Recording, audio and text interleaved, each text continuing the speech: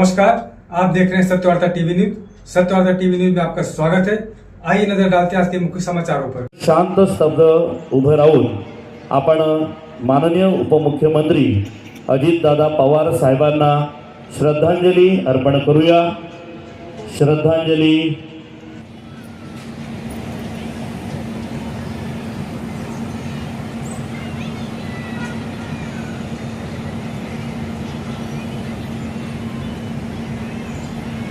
ओम शांति शांति शांति।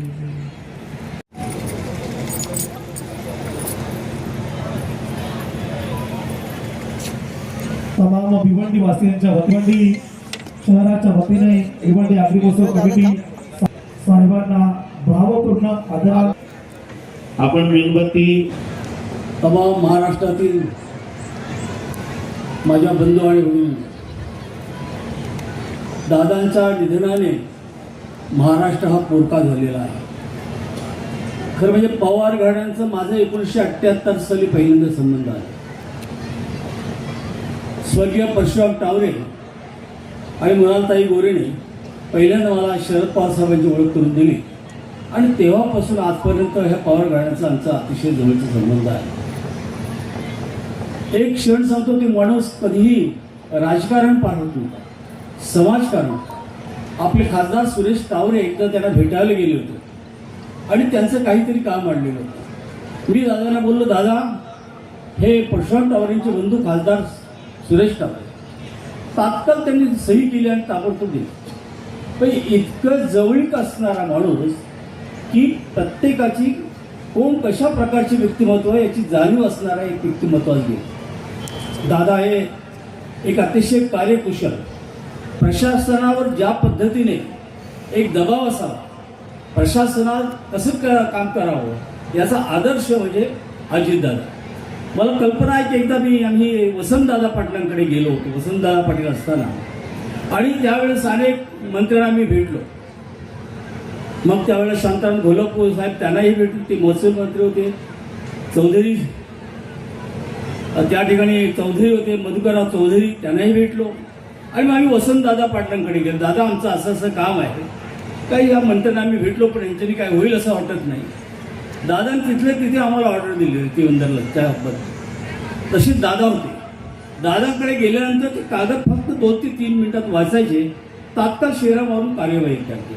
अशा प्रकारचं नेतृत्व हे महाराष्ट्राला मिळालेलं फार मोठा एक विधायक असा कार्यकर्ता नेता म्हणून आपल्यातून गेलेला आहे। दादांचे अनेक पैलू आहेत, म्हणजे त्यांची एकंदरीत सकाळी 8, मी ज्यावेळी महाराष्ट्र प्रदेश राष्ट्रवादी काँग्रेसचा उपाध्यक्ष होतो तेव्हा सकाळी 8 वाजता ते बरोबर आपल्या कार्यालयात हजर राहायचे राष्ट्रवादीच्या, आणि सगळं स्टाफ त्यांच्या 8 वाजल्याच्या आतमध्ये असायचं। मग इतकं त्यांचं एक काम करण्याची जी खुबी होती, की किती आत्मीयता होती त्यांच्यामध्ये।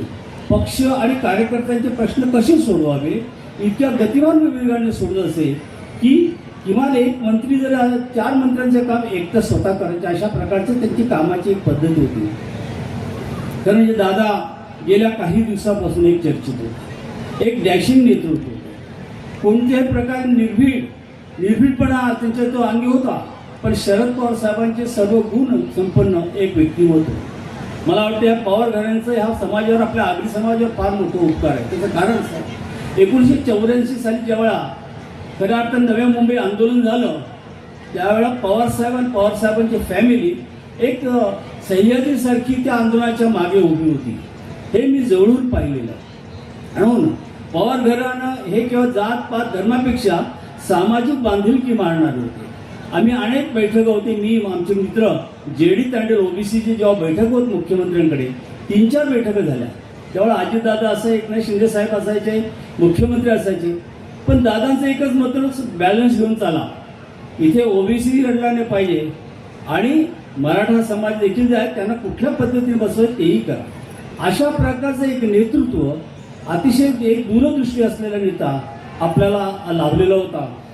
त्यांच्या या जाण्याने त्यांच्या केवळ महाराष्ट्राचा नव्हे तर देशातील अनेक राजकीय पुढारी देखील त्यांच्या त्या वक्तृत्वावर, त्यांच्या कर्तृत्वावर इतके प्रेम करायचे की दादा गेल्यानंतर दिल्लीला किंवा काही पत्रकार ताबडतोब त्यांना भेटत, दादा आज काय तुमचं काम आहे, आणि दबदबा कसा असावा प्रशासनावर, फोन केल्यानंतर 2 मिनिटात त्यांचं रिप्लाय आलं पाहिजे, अशा प्रकारचं काम करणारं नेतृत्व आज महाराष्ट्राने आलं होतं. मी असं म्हणेन की महाराष्ट्राचं दुर्दैव आहे, त्यांना कधीतरी एकदा मुख्यमंत्री होणं आवश्यक होतं अशी सगळ्यांचीच प्रार्थना होती.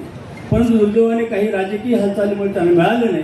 परंतु महाराष्ट्र त्यांना मुख्यमंत्र्यांच्या उंचीच पाहत होते की हा उपमुख्यमंत्री असले तरी महाराष्ट्राचे मुख्यमंत्र्यांचे, कारण कोणताही प्रशासन अधिकारी त्यांच्या शब्दाखातर एकही शब्द इकडे लिहित नसेल. त्यांनी सांगितल्यानंतर 2 मिनिटात त्यांच्या कार्यवाही व्हायची.